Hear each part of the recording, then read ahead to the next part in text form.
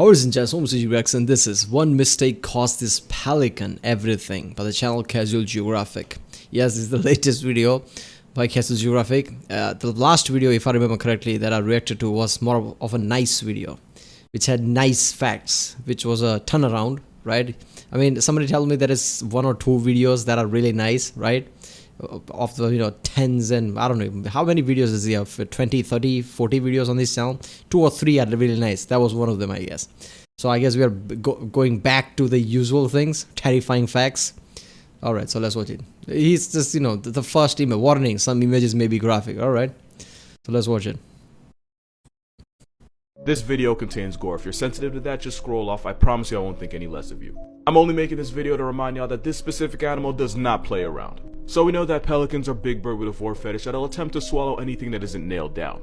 Well, this pelican tried an animal that it thought was a fish, only for that animal to do this. I'm gonna give y'all time to comment. Just what animal do you think did this? Alright, got your guesses in? It was actually a turtle. The turtle managed to clamp its jaws on a pelican and tear its beak pouch completely. Now for context, some turtles allegedly have jaws strong enough to bite through a broomstick, which also means they can probably leave you with less fingers than you were born with. Now I can't really say for sure what kind of turtle did this, but since this happened in Barapur, I know turtles, mouth is kind of strong. I know certain movies and even games have, I guess, use this fact, I guess, with some kind of a radioactive turtle or whatever, mutant turtle, which is big, which has a strong, mouth thing. India, my best guess is that it was a giant soft shell.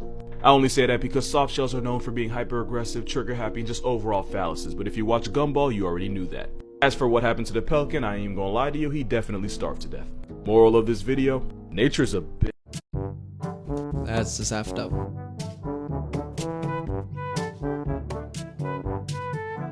You ever go to a pool party and there's that one person that refuses to get in, so some comedian decides to throw them in the water? And instead of making a scene, they just make that awkward, low-key heated walk back to their chair? That's what this reminds me of. Anyway, that is a king penguin chick going through puberty. That is what an underage king penguin looks like. That fluffy brown coat helps keep them warm, but it's not waterproof. So while both his parents go grocery shopping in the sea, the king penguin chick stays behind and lives off the fat it's stored from having to involve parents in its life. So chunky by design. Gets to the point where the chicks can end up outweighing their own parents. Plus, being an absolute unit protects the unaccompanied minors from threats like skuas, petrels, and sheathbills. 3 birds that could have kept Happy Feet from a sequel. After about a year, the chicks go from walking brown balls of fluff to their waterproof, more dynamic adult versions. This gremlin's just what an awkward teen face looks like. It's literally its ugly duckling arc, but with a dash of Danny DeVito. Now that you know he's basically a teenager, rewatch that video and suddenly his attitude makes a lot of sense. You know ants are like low-key psychopaths? There's a species of ant that will enslave other ants to get. Alright, the penguin fat is so fucked up, right? It's all fat and fluffy, well fed and everything, and then whenever it hits that, certain age, they look like they just, somebody just drowned them in mud or something. It's like, god damn it. What happened to you? You know what happened. Get free labor out of them. Ants like me. Ants like Protomagnathus americanus will invade the nests of weaker ants and slaughter any soldiers that try to step to them. Sometimes even to the point of putting the ant queen on a shirt. Then they break into the nursery, kidnap as many larvae as possible, and take them all back to their own colony. You see where this is going, right? When the snatched up minors become of age, they become slaves to the host colony and the parasite queen. These slave ants get finessed into working for the colony that stole them and possibly erase their entire family. Some slave ants will care for and protect the colony larvae, even though they're a whole different species. And some of these ants will even join their kidnappers on raids of other nests. And because the ants were technically born there, they have no way of knowing that their entire existence is a lie. Why do I see many movies, storylines right there, right? There's always some movie of the ancient time where some Mongols or whatever, right, fighting, invaded some country, took certain people, slaves or prisoner, made them their own communities, I don't know, workers or slave or some low-level society people, I guess, and then they work, some become warriors. I can already see the storyline, right? I'm pretty sure there are many movies that is based around that. So ants are kind of similar with that one too. Or at least that's what you would think, because some of these slave ants do turn on their masters and they rebel by obliterating as many of the colony's eggs as physically possible. Yeah, they Django that shit. In some cases, the abducted ants knock off more than half the host colony's eggs. It's like if instead of Candyland, Jamie Foxx TNT to daycare. Yeah, being an ant is way more dramatic than you think. It's like Game of Thrones, but with less dragons and more dirt and probably better writing. And if you ever wanted to know just how ants live, The ants' underground kingdom is the world's first ant colony strategy. Alright, that makes sense. Yeah, the Kuzgazab video about warrior ants. I think there are 3 videos. That really surprised me.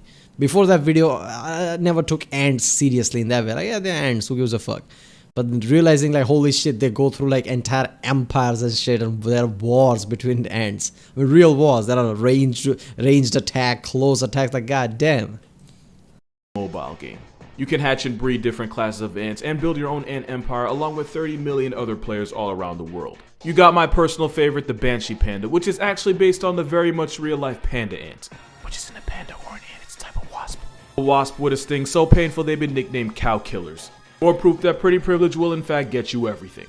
It got Ted Bundy a Netflix special, and it got an oppressive Oreo and Ant's job. But they're still cute and they're still somehow in this game. Not only that, but because the Ants Underground Kingdom is celebrating its very first anniversary, they're celebrating by giving out rewards and resources to help you re-up for the first Ant season coming in April. Players will get to experience a newly upgraded battlefield and unlock tons of exclusive championship challenges. Not to mention the 12 new and limited edition Super Ants to help make sure your army is the strongest army. Download the Ants Underground Kingdom using the link in the description to make sure you don't miss out on any rewards and I don't miss out on rent. Or Chick-fil-A. Look at that. This might be the one time I can say it's not as bad as you think. That is a baby Andean condor. It's basically a venti-sized vulture. They're the largest birds of prey, but they eat mostly animals that have already expired, which makes the fact that they can have a wingspan of nearly 11 feet way easier on my mental. Also, they have one of the longest lifespans of any bird, with some surviving up to 70 trips around the sun.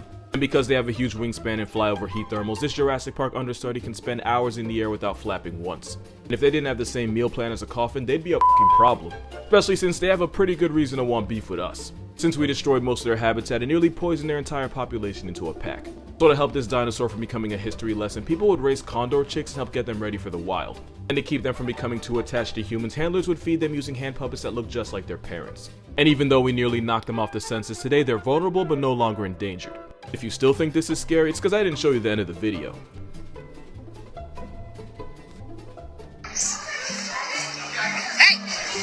Yeah, I'm not gonna lie, if I see that bird walking towards me, I don't care what the facts are. Even after watching this video, I'm like, nah, I'm not going close to that shit. Because if something spans wider than you, some bird, you are gonna be like, I wanna stay far away from this as possible. That's just fucking large. Nah, see, the thing is, there's a reason he did that, and it is 100% our fault. So baboons live in troops that can have up to 200 members. That's with 2 zeros. I don't know why I heard that gangster type of voice, right? Whenever that monkey just like, give me this, come here. Baboon society, it's the highest ranking baboons that get to eat first, which is why the lower ranks often get pocket checked by the bigger, meaner, dominant ranks. Now the problem with that is because of the way baboon society works, any human that feeds a baboon is automatically seen as really low in the caste system. And if you mess around and feed a bunch of them, you're basically seen as the dirt under their social ladder. So after being fed by humans so frequently, some baboons will see all humans as low ranks and expect people to feed them off principle. Which a lot of people do because y'all don't listen. Like, there's signs up everywhere, but y'all become Helen Keller to common sense when a phone's involved. Because these baboons now see humans as low-ranking monkeys, if you don't hand whatever food you have over, they can and probably will square up with you. And those are problems neither you or your health insurance want any parts of. Because they have the honest-to-God power to eliminate Face ID as an option for you permanently. Did you know kangaroos have been known to ask humans for help? Research has shown that kangaroos are smart enough to try and communicate with people to get them to do them a favor. Basically, there was an experiment where a kangaroo was given a clear plastic container that it could see had food inside. After the kangaroos would try and fail to open the boxes, they would then go to the human that put it there and kind of just nudge at them and even scratch them lightly. Kind of like a toddler trying to get his mom's attention. Also, they would do this while making eye contact with the human and also looking down at the container, kind of like, whoa, ain't gonna open itself. And the kangaroos wouldn't stop doing it until the person eventually opened the box for them. It might not seem like much, but we used to think this would only happen with animals that were domesticated, like dogs, goats, and horses. But in this experiment, 10 out of the 11 roos would stare at the person that put the box there when they realized. See, this is the frightening thing I think about whenever I watch these videos. Like, we kind of know very little about majority of wild animals, not domesticated ones, wild animals, right? We just think that, oh, this is their habitat, this is what they do, this is how they're supposed to run, this is how they're supposed to work, it's just nature, it's supposed to be natural, this and that shit, right? And then you see something like this and you can't stop but thinking, like, if they have power to basically tell you, look at you thinking like, okay, open this one, right? Have the judgment to not fear you, but actually approach you and to ask to basically open the container. They are more smarter than most people think, right?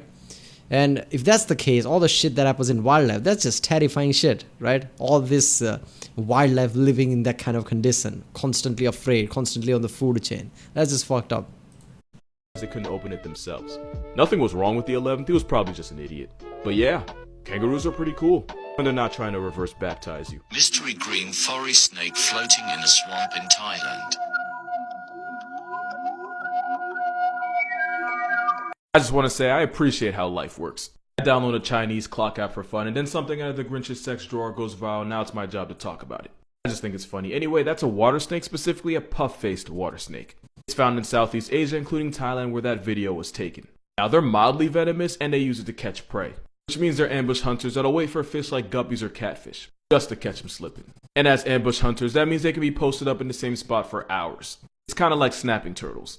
That and the fact that some snakes can hold their breath for the length of a Netflix special is how all that moss eventually grew on this snake. It's the same reason sloths end up becoming a welcome mat for moss, because they move just about as much as one. Also, I know I said venomous, but not really enough to be a threat to your way of life. So Sparknose version, mildly venomous aqua snake wearing a moss jacket. Or the Grinch has a very active and questionable love life.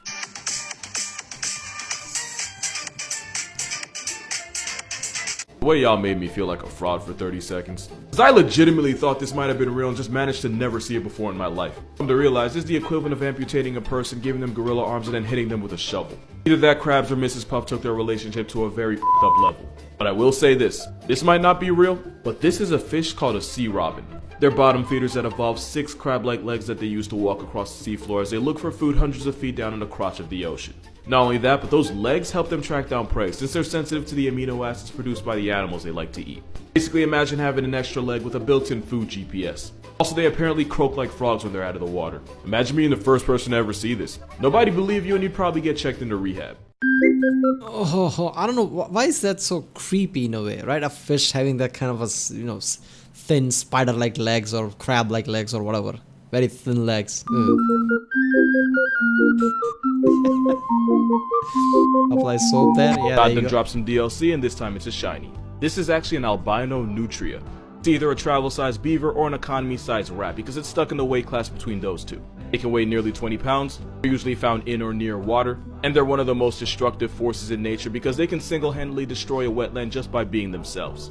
And since female nutrias can get pregnant literally the day after they add more names to the roster, birth control is just a myth to them.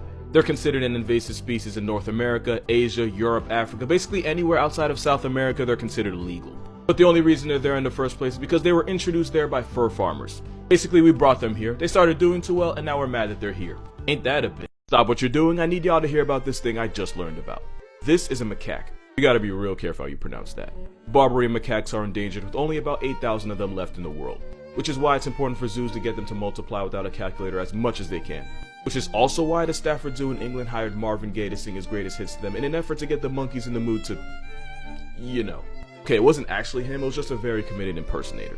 An impersonator that sang Let's Get It On to a park of endangered monkeys to get them to fornicate each other. That is a sentence, I just said it, and it's completely factual. You think you have it bad? What about the guy there who's impersonating somebody just so certain macaques or whatever can bang, right? Imagine him at that moment like, what the fuck am I doing right now?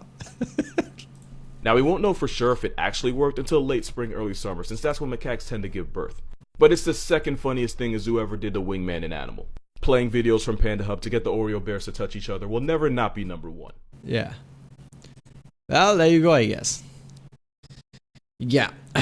One mistake caused that Pelican everything. Obviously, that's the first clip, then everything else is different, but I guess it follows the same trend. The first thing was creepy. The last thing was just hilarious about the macaques, right? Singing. But then again, like he said, the pandas thing, showing them porn videos of pandas basically, just so they can, it doesn't die out basically. That is the funniest shit ever. But yeah. Alright people, this was by the channel Casual Geographic. If you liked my reaction, don't forget to subscribe, check out the reaction, there's a link in the description, check out the cards in the cards, and yeah, I'll see you next time.